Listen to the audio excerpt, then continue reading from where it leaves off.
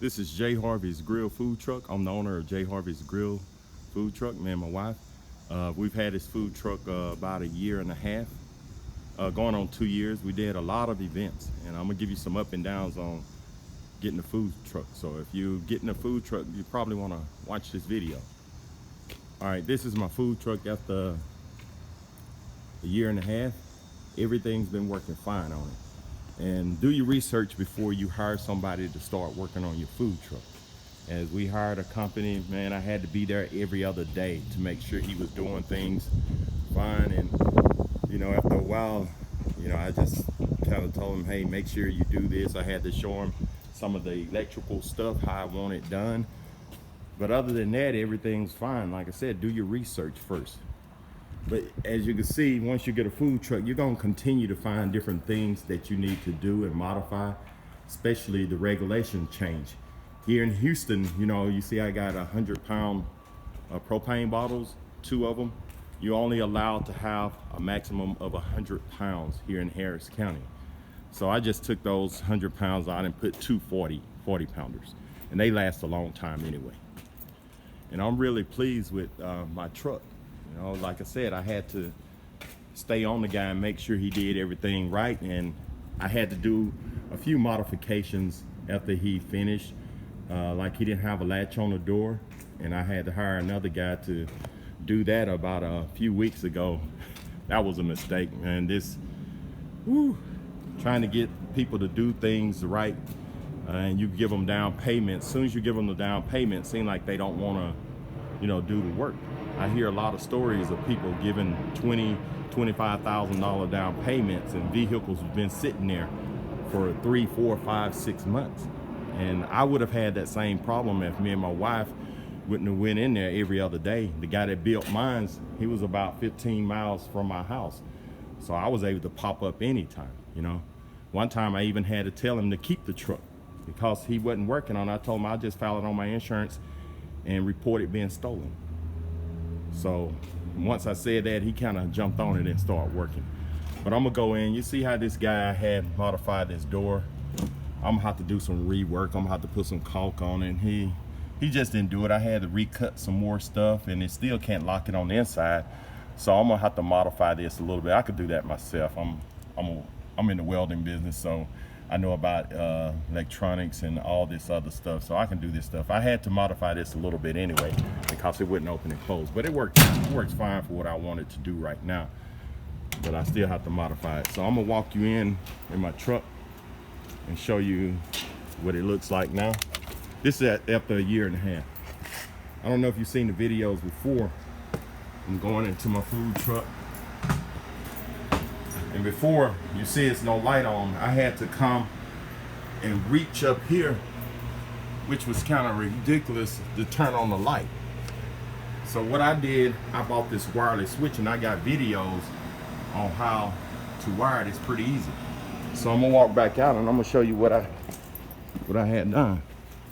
So when you walk in your food truck now, only thing I have to do is reach up here and click this. As you see the light come on,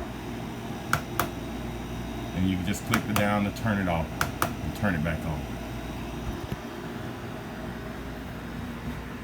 We're getting ready to do an event next week, so I'm just in here cleaning up a little bit. Had to clean, and you got to stay on top of cleaning. You got to clean this stuff often. If you don't, you're gonna get that grease and stuff get stuck on it, and it's gonna be kind of difficult to clean. So I try to keep it as clean as I can, because you can walk in some of these trucks, man, they in bad shape. And you see, this is after a year and a half. I still got some more cleaning I'm gonna have to do, and I'm probably gonna get a cleaning person to come and clean some of these stains. This stuff is kind of hard to clean. And Houston changed their regulations, so I had to get a new venter here, Harris County. So nothing under here, it has to be seamless. Underneath here, it has to be welded completely, or no seams or anything. They call it a grease trap. And the guy that did my first one, the only thing he did was just put this thing on it right here, and that one didn't. So everything was messed up. So I had to spend another probably $1,600 to $2,000 just to get another vent hood. And what I did, which I'm kind of glad, and at the same time I told the guy to put this right here in the exhaust fan. So when I put it in storage, it can exhaust the air, because you got to have that cycling through, or your fans and your motors on your refrigerators and freezers would give out. So you got to keep air circling through here. And I've been fortunate, I haven't had really no problems with this truck.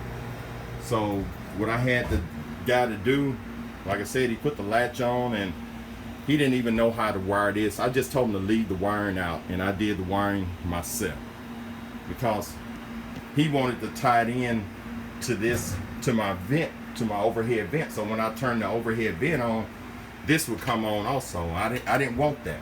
I just wanted it to be on its own plug. So he didn't know how to do that, so I just told him to just run the line and leave it in my breaker box here in the back.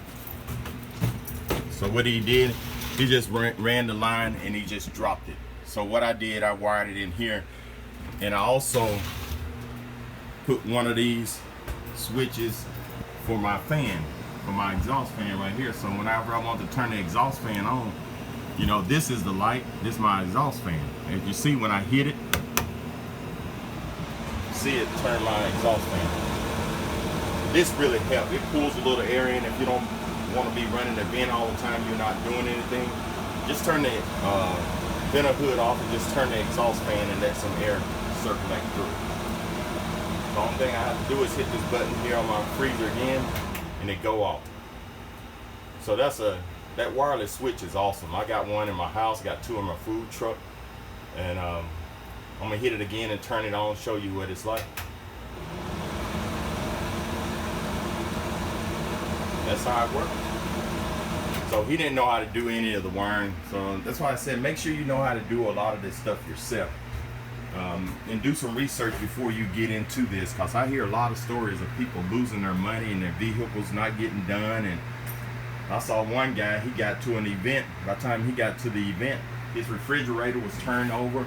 They didn't even mount stuff correctly. His freezer was turned over. It was a glass freezer, so the glass broke in it. And I seen his wiring didn't even have a connection on it. So he had to get twist locks to get his power in. So I had to also change out my circuit breakers. Everything in your trucks now in Houston, they say they're gonna consider it as commercial. You got to have GFCIs.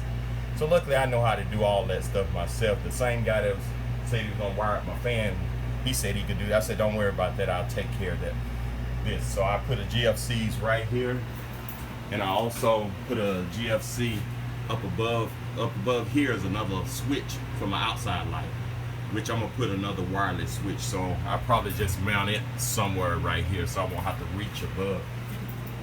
And I also put a GFCI. So they say you have to have GFCIs throughout your whole truck.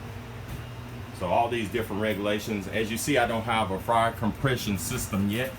Since my truck isn't a new built truck, they said I have until 2020 to get a fire suppression system. So if you look back here, I still got my fire extinguishers and all that. I got it back here. So next year, I mean in 2020, probably have to end up getting a fire suppression system, which that'll cost about $2,600. But we're gonna do this probably another year, and it is going well. And you can make a lot of money doing it with your food truck. But let me tell you, you're gonna have to work, and you're gonna have to understand electronics. You need to understand how your generator works and how everything works. You know, this guy that built my truck, he didn't even put any screens on the front. So when I open this, you know, if you leave it open too long, you get flies and stuff come in.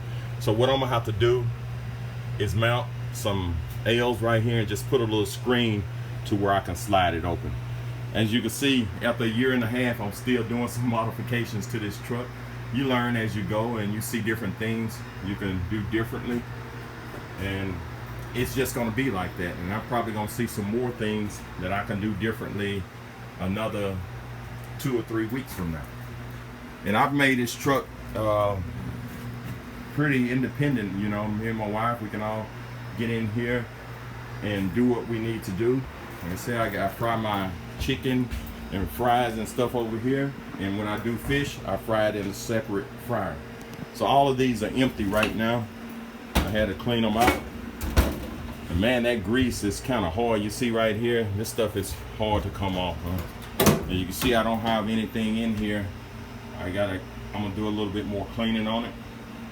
I'm gonna put some fresh grease. And I don't fry my fish and my chicken and stuff in the same grease. My fish has its separate location right here. If you see, I'm gonna have to clean this burner. I hardly ever use this. It's more like a storage, or I put my hot plates and stuff on it. We gonna start doing. We tried a few burgers, and it was kind of hectic in here. We trying to do fish, burgers, and chicken all at one time, but we learn as we go, and we got it pretty good now. You know, we have plates out every 2-3 minutes. It's pretty quick now because we understanding the system, how it works, and watching other people and their videos is very helpful. So if this video helped, subscribe to my channel, and I'll be doing more videos. And if you have any questions about this food truck or different things that you need to do, just give me send me an email, or put a description down there, or reply to it, and I'll tell you what I did.